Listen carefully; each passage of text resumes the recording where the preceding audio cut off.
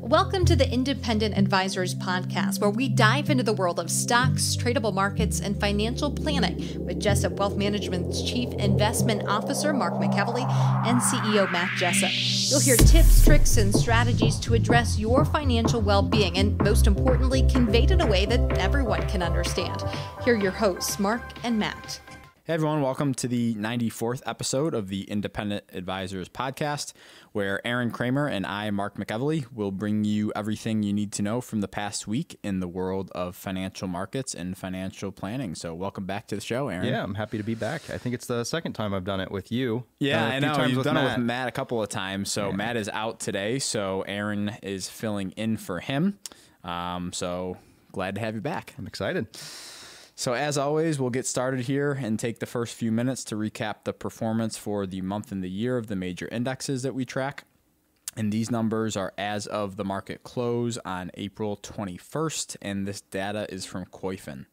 S&P 500 index up 3.82% for the month of April and up 11.11% for the year. The Dow up 2.97% for the month and up 11.54% for the year. The Nasdaq index up 5.3% for the month and up 8.24% for the year. The IWM ETF that tracks the Russell 2000 index is down 0.5% for the month and up 13.5% for the year.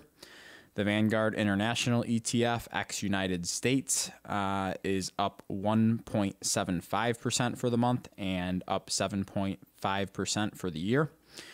The 3-month T-bill currently yielding 0.03%, the 2-year Treasury yielding 0.15%, and the 10-year Treasury is sitting at 1.56%. So some news over the last week here.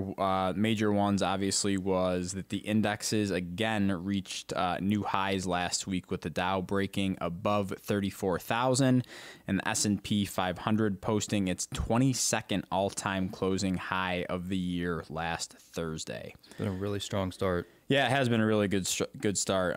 Strong start to the first quarter, and I'm going to provide some more detail on what it means when we have strong first quarters here in a little bit. Next, data was out last week, Aaron, that showed retail sales trouncing estimates, shooting up 10% in March. Regional manufacturing rebounded to levels that we haven't seen since the 70s, and the number of people filing for unemployment benefits fell to the lowest level since the pandemic kind of started. So that's all positive news. Yeah, that's great. That's great news. And it's not really surprising, right? I mean, you have more money circulating around, so retail sales should do good. Stimulus checks coming through. 50% of the U.S. population has at least one vaccine shot, so things are getting back to normal. So I think this is all expected, right? Yeah, and I think a lot of the manufacturing's just been bottlenecks from things being shut down over the pandemic. So I think as demand comes back, there's going to be a lot more manufacturing coming soon. Yeah, I agree with you there. And then lastly, earnings season got off to a really good start last week, with several of the major banks reporting and beating revenue and earnings estimates. So we'll see if that trickles through into other sectors. So over the next 2 weeks, you're going to start to see some of the heavy hitters reporting earnings, especially a lot of the big tech names I think are scheduled for next week. Yeah, curious to see how that plays out. Yeah, me too. Just keep an eye on that. Next, moving on to tweets, articles, and research from the week that caught our eyes. The first thing that I have is a research piece from LPL back on April 9th, and it's titled, "A Goldilocks First Quarter Has Bulls Smiling." And what this chart shows, Aaron, is what happens the rest of the year if the S&P 500 index is up between 5 and 10% for the first quarter of the year. And again, I want to remind people that it's a fairly small sample size, only about 15 or 20 years in here. And past performance is not indicative of future returns. But, since the market's inception, and specifically the S&P 500, every time the first quarter has been up anywhere between 5 and 10%, the average return for the rest of the year has been almost 12.5%, which is pretty good. And there's really good. only been 2 negative years when the first quarter is up between 5 and 10%. That was in 2011, and then not seen all the way back to 1956. So again, I think that's, another notch on the Bulls tool belt. Yeah, I think it's a great data point, and it's definitely promising for right now. So, and again, small sample set, but there are more and more pieces of data like this, Aaron, that I'm seeing that point to stronger returns for the rest of the year. However, anything can happen, right? So we have to be prepared for everything. But in addition to that, Ryan Dietrich tweeted out a post that was similar, with kind of a similar chart, and he said this: when the S&P 500 doesn't close beneath the December low during Q1, the returns the full year are extremely strong. Up 18.4% on average and higher 33 out of 35 times. It just happened again in 2021, which could have the Bulls smiling. So again, just to reiterate for people, this data set is looking at every time the S&P 500 index never violated its December low during the first quarter. So if, for example, Aaron, if we start if we have the month of December and that, falls 5% and then goes higher from there throughout the first quarter and never reaches that point again, that's what this data is applying itself to.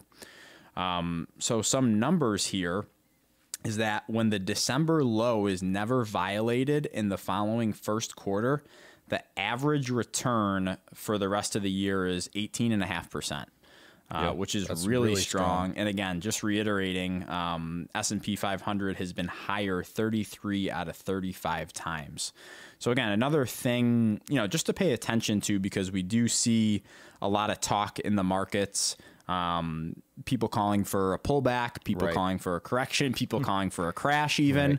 But it's just important to put these things in perspective. And again, out of these, it's a bigger sample size. Bigger sample size. There's almost 30, 35 years worth of data on this, and only 2 of those years have been negative. Actually, 2011, the S&P 500 index full year return was 0%. And in 2015, it had a negative 0.7% return. So the years that it's been negative... It's not even that negative. No, it's not even that negative. So, again, just remember these stats when, we do get a 5% or 10% or even 15% sell-off, because it's going to happen. Right. And typically we're entering a period of seasonality where markets tend to be a little weaker. So I think people need to be prepared for that. Yeah. But again, we've already hit 22 all-time highs in the S&P 500 index this year. So, it would not surprise me if we saw a correction, maybe even double digits. Yeah. But people just need to stick to their game plan and not let it phase them. Exactly. Just sort of look past. Yep. Last thing I have is a tweet by Peter Maluk. I think that's how I say his name. I'm sorry, Peter, if I butchered your name. This was back on April 13th, and he listed out the top 5 wealth killers. So I just want to go through each of these and see, if you have any adjustments to these, Aaron, or if you agree or disagree with any of these. Yeah. So number 1 by a landslide, he says, is credit card debt, and I tend to agree with him here. For sure. I think it's hard to beat something that has an average interest rate of 18, 19, 20%. Right. Yeah. Number 2 wealth killer is high student loans without a high earning degree. And this is something that's not talked about a lot, Aaron, is that, in addition to your savings rate, one of the biggest levers people have is earning more income. Right. And I think people get too in the weeds with trying to cut out these minor things in their budget so that they have more discretionary spending. Whereas I think people need to flip that on its head and make it easier by going after jobs with higher incomes. Exactly. And then avoiding, once you do get that higher paying salary or job, not increasing your standard of living too much. Right. Exactly. And man, you and Matt are good. Putting the cart before the horse. We're going to talk about that soon, but no, keep going. I think it's just getting that higher salary, avoiding the lifestyle creep, which is going to be mentioned here in a second. Yeah. And I think that that's really important too, is that, you know, if parents are working with their kids to take out loans for college, you know, I think that has to be one of the factors that gets played into it, is that what does that child potentially want to do after college? Right. Because if it's, for example, not a high earning job, then a lot of times, you know, saddling someone with debt just doesn't make a lot of sense. And I know it's tough because, you know, when you're 18 years old, you don't know what you want to do. Right.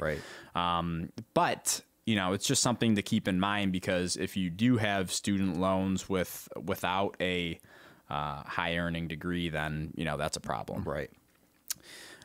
Number 3, Peter says, are houses, cars beyond needs and with a higher carrying cost than you can afford. So this kind of goes along with number 5. So we'll just say it is personal lifestyle creep. Right. And we've talked about this on the podcast before, that it's fine to increase your standard of living if you get raises or you get a new job with a higher income, but at least, you know, save half of that raise. Yeah, I know we talked about that on the podcast before. Is like, if you get a 10% raise, save half of that raise, and then the other half you can spend, essentially. So. Right, exactly. So that you're always getting, you know, a raise, but you're slowly increasing your contributions to your retirement account, so that that lifestyle creep doesn't really come into play. Yeah, I think that's a big factor for a lot of people, is not recognizing lifestyle creep. Right, exactly. And it's normal to have that, right? It's like, I make more money, I can spend more money, right? But, you know, we have to keep the long-term perspective in mind when we're thinking about that. And number 4 that he said, Aaron, was a partner that encourages excessive spending. And I know that that's interesting. That might...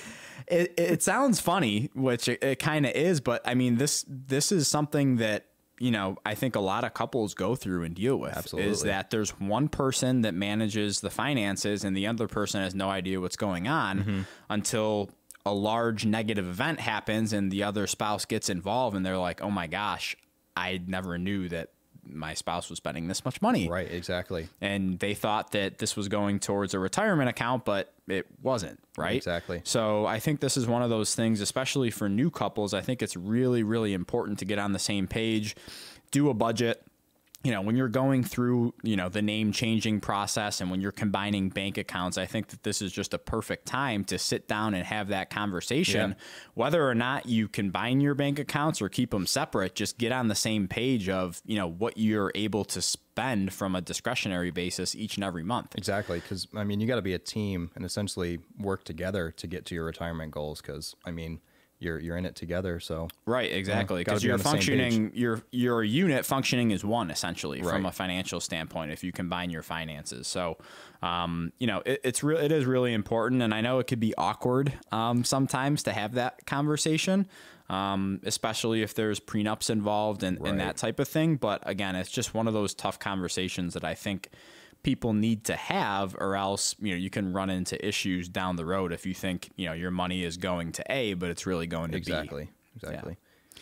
And I think that the interesting thing here was there was a guy that replied to Peter. I was going to mention that. That reply is really good. Yeah. And he said, I like it. Here are the top 5 wealth creators. Number 1, like we talked about, Aaron, the ability to increase income.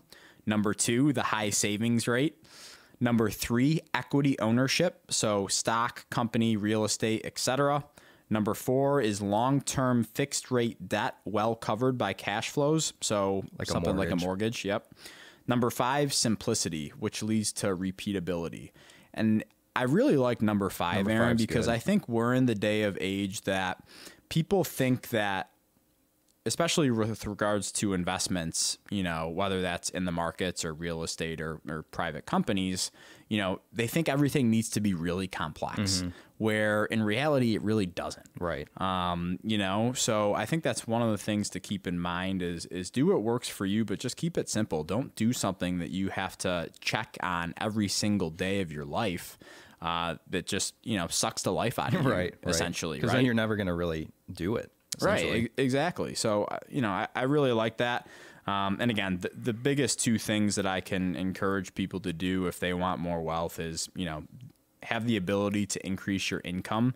You know, you can go back to school and get, you know, degrees to be able to do that, or you can just learn on your own. I mean, it might sound stupid, Aaron, but you can literally figure out how to do anything on YouTube these days, right? So exactly. if you're in a position where you want to grow your income, but you don't feel like you can do that at your current employer, learn how to do something else. Exactly. You know? Exactly. So that's all I had for today, great. and I'll turn it over to you. Yeah, I've got a few here. First one is a tweet from Gavin Baker, and he replied. He's a former Fidelity OTC fund manager, and he replied to this Wall Street Journal article that's about sort of new investors discovering tax pitfalls of Robinhood and other trading apps. So I just wanted to read sort of like a little blurb of what was going on in the article. And it says, last year, Dayton Leong, an active trader with accounts at 9 firms, made scores of trades using the Robinhood app. He felt like he got he liked that he got free stocks from referring more than a dozen friends and found it easy to trade on his phone. However, he stopped trading in his Robinhood account, which he has about 238,000 of mostly Tesla stock, for major tax reasons. So what's kind of going on is Robinhood puts all their shares sort of in one big bucket, and he realized he wasn't able to sell specific tax lots or specify the lots. So Mark, do you kind of want to explain what specifying tax lots is? Yeah. So plain and simple, let's say, a year ago you bought stock A at $50 a share. And let's say today you bought stock at $100 a share. And if this is in a taxable account, so a non-retirement account, at most major financial institutions, if you wanted to sell that stock of company A, then you could specify which lots you wanted to sell. So the benefit of doing that is to be able to control your tax liability, because if I sell my my shares that I bought at 50 and I have to sell them at 100, that's 100% gain, right? So you're going to have to pay tax on that money. Whereas if you need to adjust your tax liability for the year, you can say, hey, no, I don't want to sell the shares that I bought at 50. I want to sell the shares I bought at 100 because the cost basis is lower, essentially, exactly. Right? So if the stock is trading at 110, you only have a $10 gain on each share you own rather than a $60 gain on the shares you bought at 50. Yeah, and that's a really important tool for people that are kind of actively trading, because they don't want to create a ton of gains and then go to sell it like this guy. And he said he's actually haunted by his 2020 capital gains tax. Oh, gosh.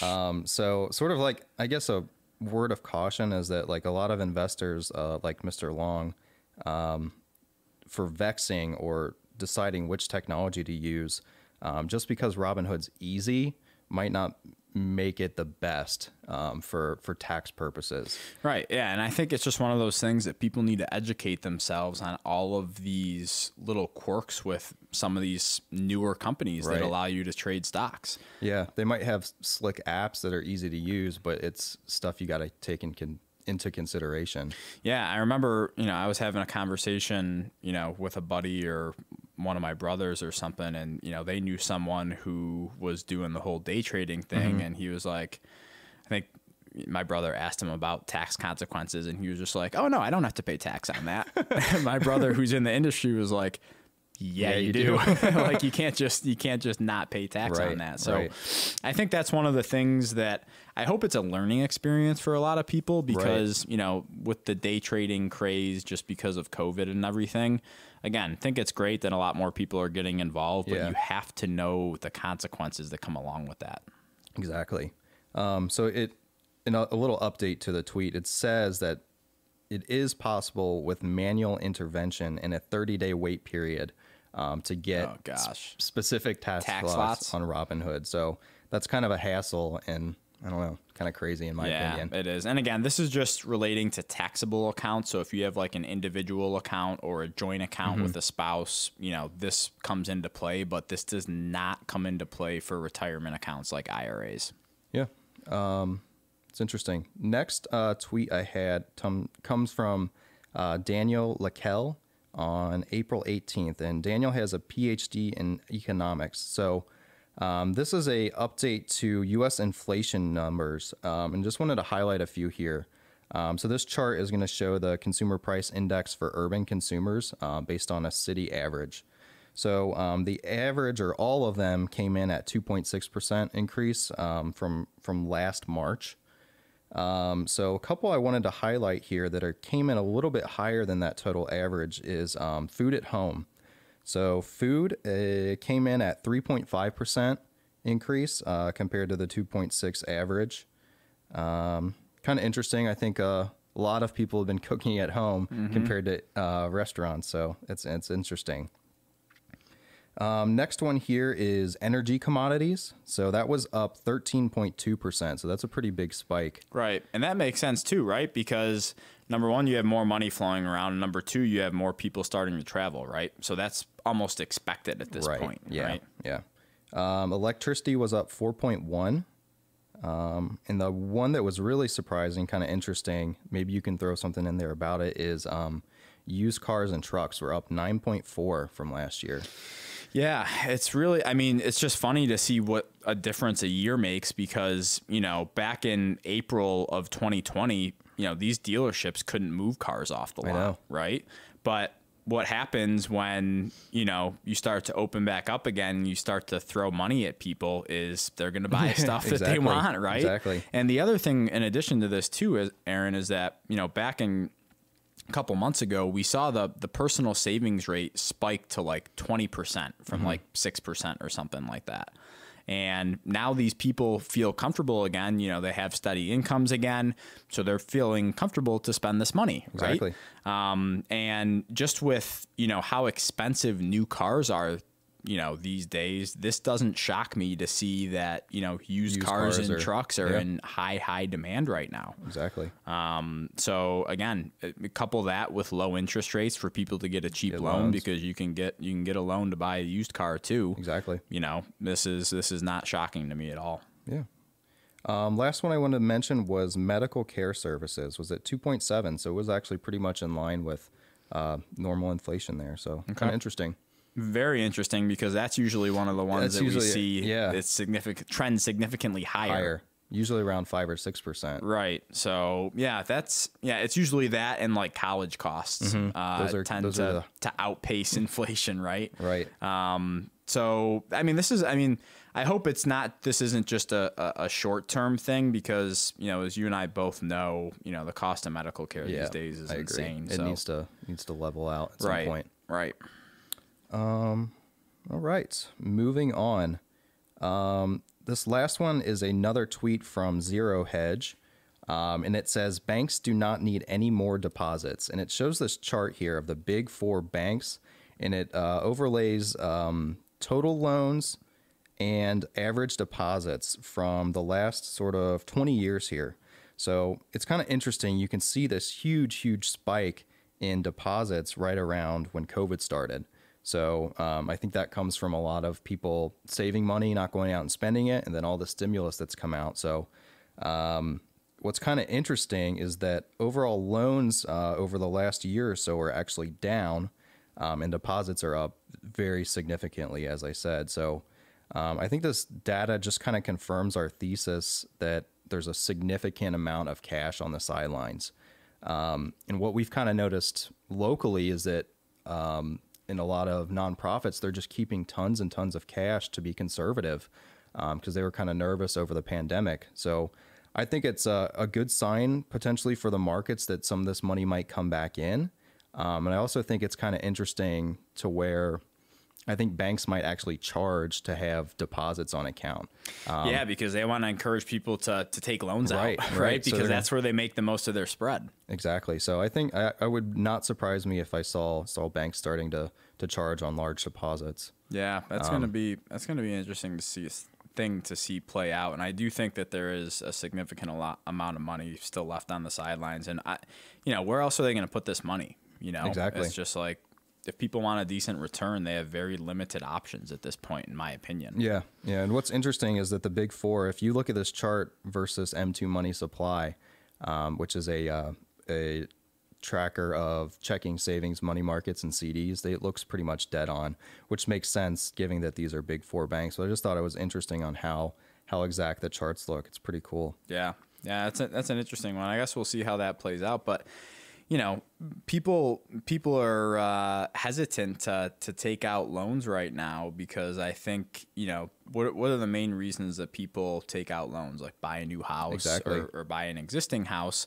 And with, you know, how tight the supply chain is right now, prices are so high. So people are like, I'm going to wait for it to cool off. People actually might put themselves in a pinch because it might not cool off for another couple of years. Yeah. Not making a guess on it, but I think that this thing has a lot more legs potentially to run a little hot for a little while. Yeah, I agree. Totally agree. You know, you have more money chasing fewer goods, and that's going to raise prices. Exactly. So I think, you know, I think we can continue to see deposits increase, but at what point do banks say, all right, we're going to start charging people more for deposits because we need to make more money? Exactly. They can only make so much on those like services that they offer and credit card points and things like that. Right. So, their main money maker is loaning money. Exactly. Yeah. All right. Anything else you want to add on that one, Mark? Nope, I don't think so. So we'll move on to the financial planning topic of the week. And this is the last one in our series of investing by age, Aaron. Yeah. So it's been a good series. Again, just as a reminder, Peter Lazaroff wrote several blog posts talking about, you know, what you should be thinking about based upon what age you're at, right? And we did it by 10 years, starting I think we started in 20s, went to 30s, 40s, and now a decade away from retirement. So again, this is for people that are in their 50s to 60s or about a decade away from retirement, what you should be thinking about. And Peter, just as a teaser, is going to be on the podcast next week with us. So we're going to talk through some of these things with him and kind of get his thoughts and share some other things that he's thinking about right now. So he says, number one is assess your situation. Calculate your net worth by subtracting what you owe. For example, debt, mortgage, and credit card balances from what you own, cash, retirement accounts, and assets. You want to have a clear picture of your financial status before you chart your retirement journey. This is something easy to do, Aaron. You could use like a mint.com or a personal capital to, you know, kind of get a net worth, or you can just, you know, download you can download a net worth statement or a personal financial sheet from, you know, Google into an Excel document if you want to do that too. But it's just a good idea to see where you are. Yeah, exactly. Know where you're at, know what's going on. Number two is project your future expenses. According to Investopedia, a majority amount of people believe that their annual spending during retirement will be 70 to 80% of their past expenditures. However, you must also factor in expected and unexpected expenses that may occur. You might decide you want to travel, buy a new car, but you need to make a list of all of your planned costs so you can build those expenditures into your budget. So for an example, Aaron, you know, if someone makes $100,000 pre-tax in this situation, you're going to want to have $70,000 in pre-tax income in retirement, right?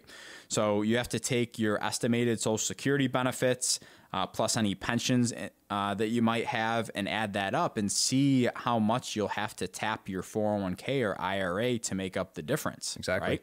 And if you need to take more than 5% per year from your retirement accounts to get to the income level that you want, then you need to be saving more now. Number three is running a tax projection. So tax projections help inform how to allocate your existing cash flow so you can minimize taxes today and during retirement. Whether it's bunching charitable contributions, using a donor-advised fund, or making partial Roth conversions, the years leading up to retirement are optimal for maximizing your tax planning. And for those people that don't know what a donor-advised fund is, that you can open up this fund, Aaron, and contribute money to it every year and get the tax write-off the year in which you contribute the money.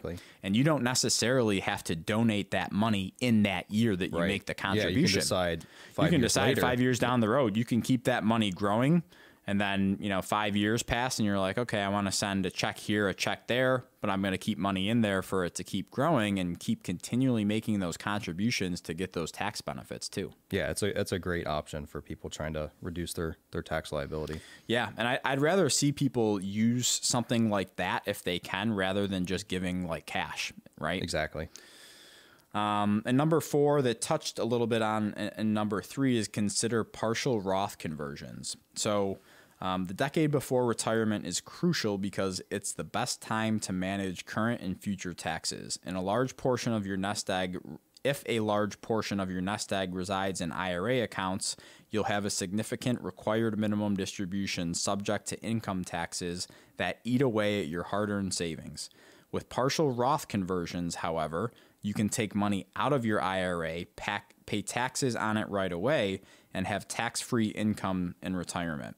You can even convert smaller amounts over time instead of paying taxes all at once. Do you want to add anything here to the Roth conversions? Are great. Kind of how one thing I'd like to add is that maybe if you're in a really high tax bracket in sort of maybe your late 50s, it might make sense to wait a little bit and convert maybe in the first few years of retirement when your taxable income is likely going to fall a little bit. So if that's not the case, though, it's great to look at sort of where your tax bracket is now. Say you're in the 22nd tax bracket and you have $20,000 of more income you could earn up to the 24% tax bracket. I always kind of recommend converting that difference so you're not throwing yourself into the tax bracket above you, but still taking advantage of the Roth conversion. I think it's a really great strategy. Yeah, I think it is too, because I think it's really important for people to have, different buckets of, money that have different tax consequences in retirement. Right, because you can really manipulate your taxable income you can get depending where you pull those sources. Yeah, right, exactly. So, for example, if you're married and you file joint and you don't itemize and you get the standard deduction, which is almost $25,000 this year. So essentially, if you're in retirement, you can take $25,000 from your IRAs or 401ks and have zero tax consequences. Exactly. And then next you can go to your Roth bucket because all that money is going to be tax free. Then you can move to a checking or savings account, which that money has been taxed, so you'll owe no taxes there. And then Social Security. So there's limits on how much income you can have to when your Social Security becomes taxable. But, having these different tax buckets is really beneficial in retirement because, an accountant or a tax professional can manipulate your tax liability to be significantly lower. Exactly. Number 6 is reducing your debt. Start with the highest interest debt first, like credit card balances, personal loans, or mortgages, but don't use a lump sum withdrawal from your retirement account to pay it off. The taxes you'll pay will likely be higher than any interest savings. So this is a common mistake that we see, Aaron, is we see it a lot. When people retire, they want to take a large chunk out of their 401k and pay off all their debt. Well, we're in this low interest rate environment where it really just doesn't make sense to do so. If interest rates were at like 10%, then okay, I could understand that.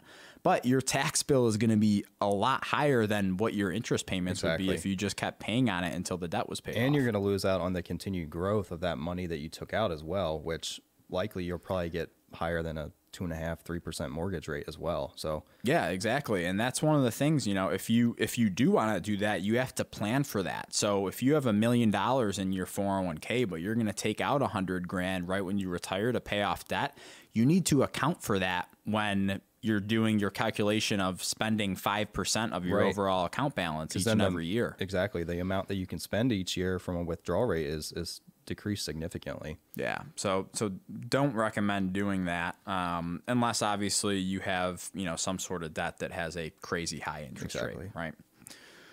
Number 7 is sharpening your retirement budget. A spending plan allows you to set aside funds for luxuries such as travel or shopping. Envision your dream retirement as well as what it would cost.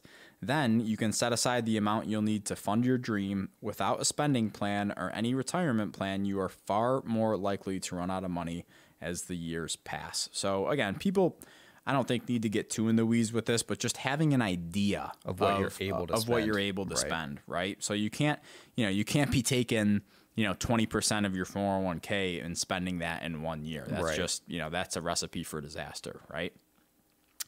And number 8 is understanding your healthcare options. According to Fidelity Investments, the average 65-year-old couple will spend about $11,000 on healthcare in the first year of retirement. Medicare kicks in at age 65, but it often doesn't cover everything. And the other thing is here, Aaron, is that if you retire before age 65, you need to build healthcare into your retirement budget. Exactly.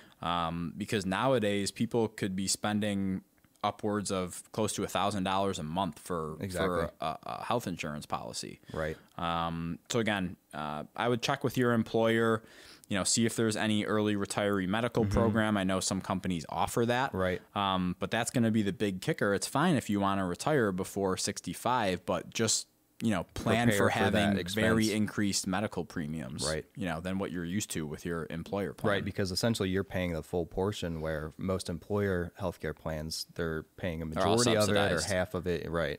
So and number 10 is get professional advice. And, I'm not just highlighting this, Aaron, because, we're advisors ourselves, but, people's lives are busy, and sometimes people don't have time to do the research on what they need to do to prepare for retirement. And I get that. It's life.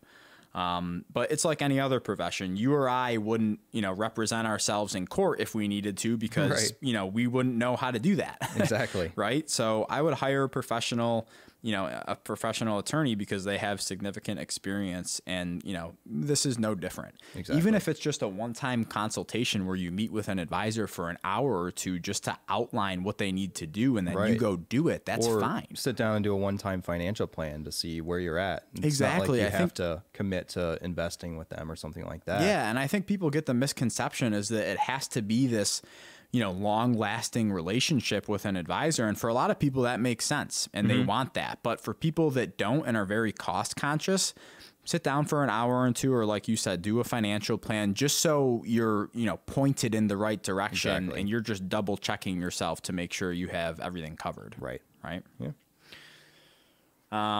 So we will leave it there this week, Aaron. Thanks for filling in for Matthew today. Yeah, I appreciate it. And next week, we'll be back for the 95th episode of the Independent Advisors podcast. Again, we're going to be having Peter Lazareff on from PlanCorp to talk about some of these articles that we've discussed over the past couple weeks, and see what hot button planning items he wants to let listeners know about. Be a good one. Yeah. So have a great weekend, everybody. Thank you for listening to the Independent Advisors podcast. If you're interested in hearing more, hit the subscribe button so you can be notified every time a new episode gets released. Feel free to share with friends, family, and follow us on Twitter at Jessup Wealth, Facebook, and LinkedIn. Mark and Matt will continue to share beneficial information on these social media sites. Also, check out the podcast tab on their website. That's www.jessupwealthmanagement.com. There you'll find links to every episode of the Independent Advisors. Have questions or topics you want to discuss on the show? Message us on Twitter, LinkedIn, or send an email with the words questions and topics in the subject line to inquiries@jessupwealthmanagement.com. We'll talk about it right here on the podcast. Certain sections of this commentary may contain forward-looking statements based on reasonable expectations, estimates, projections, and assumptions. Forward-looking statements are not guarantees of future performance and involve certain risks and uncertainties which are difficult to predict. All indices are unmanaged and are not available for direct investment by the public. Past performance is not indicative of future results. This podcast is provided for general informational purposes only and does not constitute either tax, legal, or financial advice. Although we do go to great lengths to make sure our information is accurate and useful, we recommend you consult a tax preparer, professional tax advisor, financial advisor, or lawyer regarding your specific circumstances. Investing involves risk, including the loss of principal. No strategy can guarantee any objective or goal will be achieved. Advisory services offered through Commonwealth Financial Network, a registered investment advisor.